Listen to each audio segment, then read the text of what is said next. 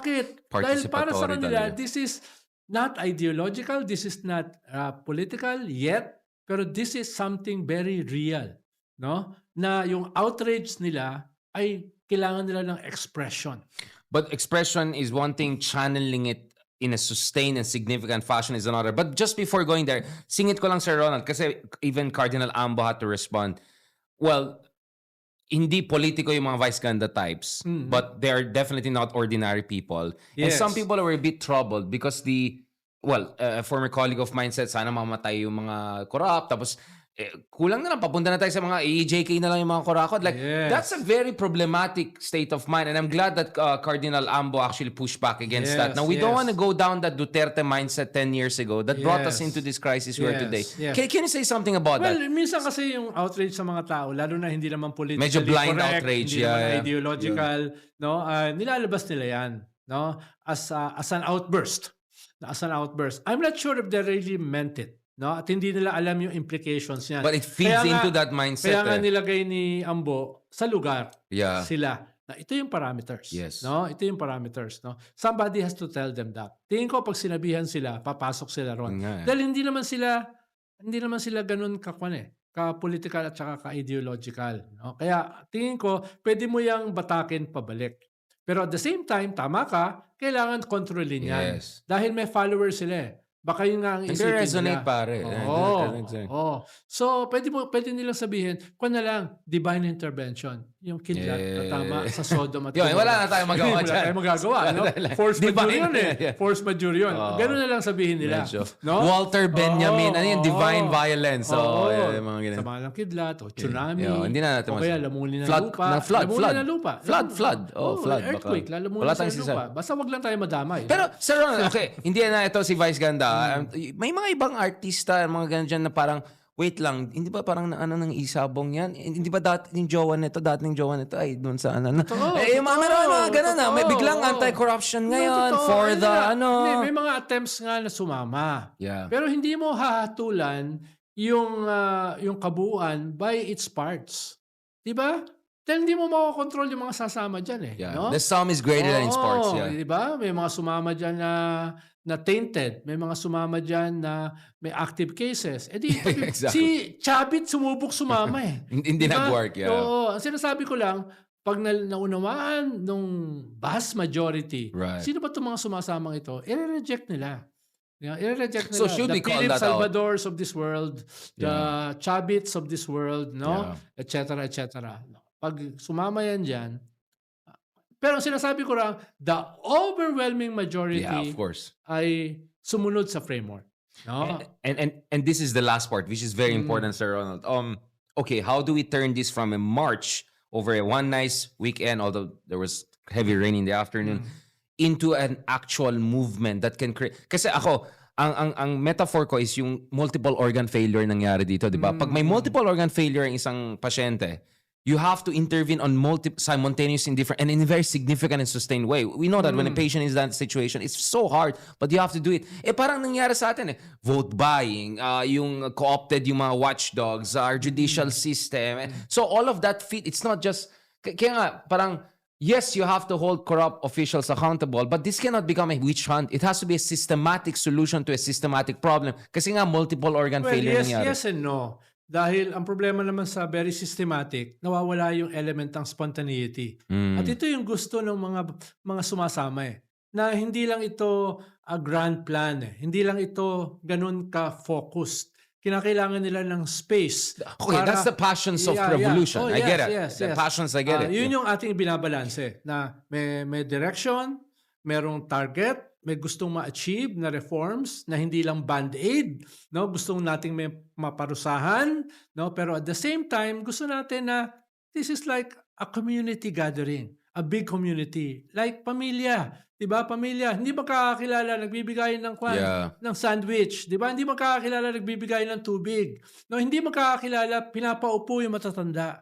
Kailangan ma-maintain yan This is a community action, a big community action with spontaneous elements, pero at the same time, malinaw yung target mo. Ang target mo is in 2028, no? hindi lamang mapakulong, malitis, makasuhan, mabawi yung ninakaw, kung hindi maglagay ng mga tao who will take over their position. Right. No? New Hindi lang congressmen. president, pero Yeah, LGU, new everything. mayors, Yeah. no? New district engineers, yeah. di ba? New senators, no? A new president, no, etc., with a new ethos, with a new vision, with a new framework. So yun Yeah. yung habol natin, no? Unti-unti pupunta, hindi mo pwede ipilit eh. Di ba? Hindi mo Right. ipilit eh, no? Dahil it has to grow naturally, no? Dito sa kwan na ito. Pero at the same time, other forces, other individuals ay tumutulong na mapabilis yun. Hindi naman pwedeng long burn, Accelerator. kwanto eh. Hindi pwedeng slow burn ito eh. Tas to be quick, we have 2 years. After 2 years, kampanya It's na, too late election na, yeah. na. So we have to prepare everything within that 2 years. No? Makasuhan, malitis, makulong, mabawi ang kayamanan, mareforma, at the same time, mga bagong tao na ilalagay sa poder. No? Yun New yung- generation yun yung of leaders. direction na yan. Pero hindi mo yan maipipilit ka agad. It has also to grow naturally. Ang role natin, yung mga advanced elements, ay not to impose, pero diligan yan. Diligan yan ng previous experiences natin, past mistakes. Diligan yan ng lagyan niya ng fertilizer para mas mabilis. Patayin yung masasamang damo, hindi yung patayin EJK. Literally, yeah. No? Patayin yung mga papalibot dyan na gustong i-redirect yan Yeah. into Or hijack. other darker Insidious agenda. agenda. No? At the same time, patubuin yung natatanim na ngayon into strong, fresh, no, honorable plants and trees, no, sa 2028 and beyond. May chance tayo ngayon yan. Nakita natin yan ng midterm. No? Young people voting out itong mga artista na wala namang alam sa governance. Well, no? thank you kay Robin Hood Padilla. I think Yeah, people malaking got... tulong siya. I want him to stay kasi the more he stays, the more... Malaking tulong siya. Yeah. Pero sa 2028, talo na siya. No? So, yun yung sinimulan, no? Dito sa midterm election, no? Na underestimate yung kabataan. Na ngayon are joining this campaign. No? Dapat part ng mga alternative sa kanila manggaling. Diba? So, yun yung maganda. Do not start from zero. No, meron kang pagsisimulan. Meron kang mga naipanalo na niwala sa survey. Pero naipanalo because of young people. No? And yung mga hindi na panalo like Heidi Mendoza, now there's a chance. 8.8 million votes? Yeah. That's a victory for me. I mean, technically, Oh. but Yeah. like so much more potential momentum now. Yes. You have the Heidi Mendozas, the Shelo Magnos, no, the Bico Sotos, Kiko no, D. the Kiko D's, no, the Chel Joknos, the Laila De De Lima, Limas, yeah. the Barry Gutierrez, no. Yan, Riza yung mga Ontiveros, no? of Yan course, Mga, yeah. Yan yung mga lalaban ngayon, di ba, sa 2028. But I want to ask you something like, how do you feel about the Aquino stepping up, Bam coming in as a big star, Kiko D being the spokesman of Trillion People? Because people misunderstood me when I said, because I posted something, you know, I said, out of 120 million folks, do we always need an Aquino to maganda save us? yung kwan, I was not yeah, against yeah. Aquino's being part of it. Ang sinasabi ko lang, we should go beyond just umasa sa isang pamilya lang na maging yeah. savior natin. But I'm saying, I'm happy that Kiko D is doing what he's doing. I'm just saying, there's so Ako, many tingin other ko people. Tingin ko nga, si Kiko di talaga yung nagre-represent ng ethos ng Aquinos. Hindi siya traditional politician, hindi siya compromising, no? Ang tingin ko, siya ngayon yung nagdadala ng ethos ng Right. pamilya na yan. So, mag-isa lang yun. So, it's not about going beyond them. It's a good representation of that family with that very strong legacy. Right. Tingin ko, kailangan niya magpatuloy either as a political leader o sa mass movement leader. Parang si Bico Soto. No? Kung hindi siya tatakbo sa 2028, then isa siya sa leaders ng anti-corruption Right. movement. Ganoon din si Kiko D. No? Kailangan magpatuloy siya. Baka hindi niya cup of tea ang maging politician. Siya yung Civil society kasama, leader, yeah. together with Bico Soto, siya yung dyan sa movement na yan. Tingin ko si Shelo has a future as a politician. As a progressive politician. Ganoon din si Heidi Mendoza. Ganoon din si Barry Gutierrez, Chel Jokno, Laila De Lima. Some of them, no, like us, will remain dito sa movement. Hindi tayo pang politician eh. No, pang tayo eh, pang mass movement tayo eh, no. So others will be Kailangan mo na Wait lang. iba't In a ibang mga different kwan eh. show, you said open ka to run for president. May cabinet ka na. Yeah, gusto At ko- hindi ako kasama doon. Hindi, gusto ko kasi yung presidential debate eh. Yun lang. Yun lang. No, Plano na kayo. I want Disruptor. I want to debate eh. You want to be the disruptor? What if hindi na naman magpapakita yung katulad ng ginawa ng unit team noong Ako yung 2020? kakatay doon sa ibang presidential candidates na mga scoundrels. Paano kung SMN na yung host ng debates? Okay lang sa'yo? Okay lang sa akin. Ha? Okay lang sa akin. Baka ako yung hindi okay sa akin. Actually, ba? Whoa! Yung ginagawa ko sa'yo. Whoa!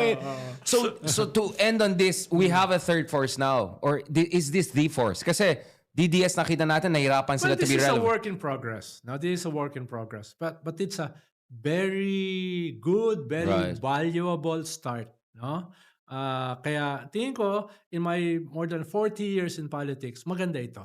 Maganda ito. At tingin ko yung future nito ay not yet that certain, Yeah. pero the variables are beginning to be put in place.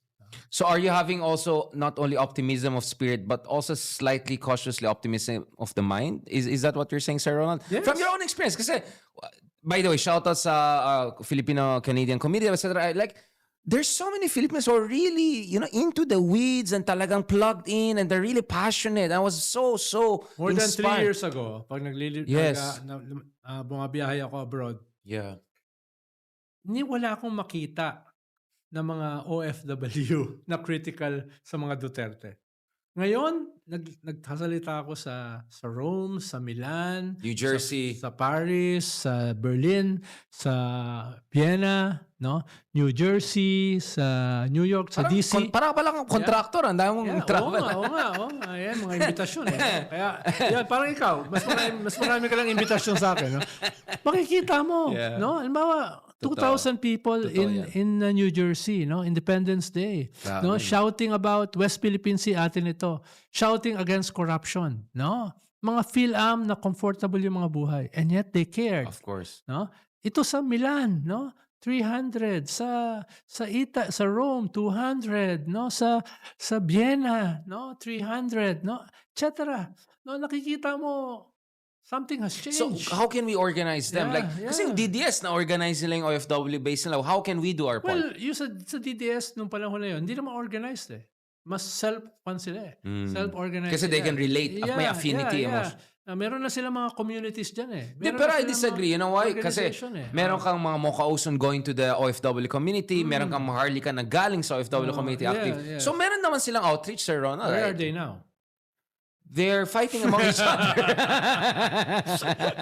They're fighting among... Humba. Humba. Oh. Nag-uhumbaan sila. Oh, di ba? So how should we match that? Or Well, we also have to organize them. Sinasabi ko lang, hindi mo yan ipipilit according to our terms na ating karanasan sa organizing.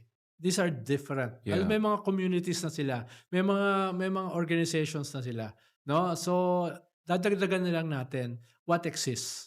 Hindi ka na mag-organize ng katulad ng ginagawa namin before. No? Yan, may mga starting points ka na. Yung mga nag-imbita sa akin, meron na silang organization eh. Church groups, community groups, self-help groups, etc. So, sila na yung nagpupuntahan eh. No? Kaya ayoko na mag-impose pa ng ating organizational models. Eh. oh, so you went from Stalin to Negri, yung medyo horizontal, spontaneous, rhizomatic. Actually, Gramsci. Well, in a way, Gramsci, but I think you're a little bit It is more... somewhere between the vanguard and the movement. Yun no? nga eh. Ganyan, no? But medyo more French ka na kaysa parang neo-Gramsci ka na. But that's what I'm proud of, Sir Ron. Like, we can do like these crazy vlogs and then sinisingit natin yung mga thinkers natin. Negri, Gramsci, Walter Benjamin. Sinama ko yung Divine Violence, mga ganun. Even Rorty is of use. Absolutely. Yun ang love ko sa'yo, Sir Ronald. We can do this with the sense of humor and all of that. Thank you so much. Mabuhay ka, Sir Ronald. Isa kang national treasure. And as I said, ang tawag ko sa'yo, guru na ngayon. Guru San. Kasi lahat ma-explain mo eh. Next time, let's talk about yung latest discovery ng NASA. Blockchain. Balik natin. Si Kristan yan. No? Ayan. Magaling. Akala ko bit ko blockchain. Matagal na tayong hindi nakakasama natin si Walden eh. So, yes, let's do an episode. Kailangan natin mag-debate Gramsci. with, paano, nag-i-invoke siya ng kwan eh. optimism of the will and the Yeah. pessimism of the mind. So, So we're all Gramsci. In the end of the day, we're Gramsci. I'm not sure about Walden. Let's talk to my mentor. You want to behave yourself. Thank you so much, Sir Walden. Sir Ronald, for talking about my mentor, Walden Bello. Mabuhay ka. Yeah, let's continue that. Thank you so much. Welcome. Goodbye dito sa latest episode ng Pilipinas 360 Degrees. Balikan namin kayo. So many more things to discuss in the coming months and all. Sana pag alis ko na naman, hindi magkakaroon ng lalong gulo, Sir Ronald. Okay mo, alis ka na naman. Kararating mo lang, alis ka na. Dapat nga nasa ICC ako ngayon eh. Kaso na-postpone ni Tatay Digong. At least naman ako, once every quarter Ay, lang. grabe naman. Kawawa naman si Sir Ronald. Kaya imbitahin niyo rin lalo si Sir Ronald. Thank you very much and talk to you soon.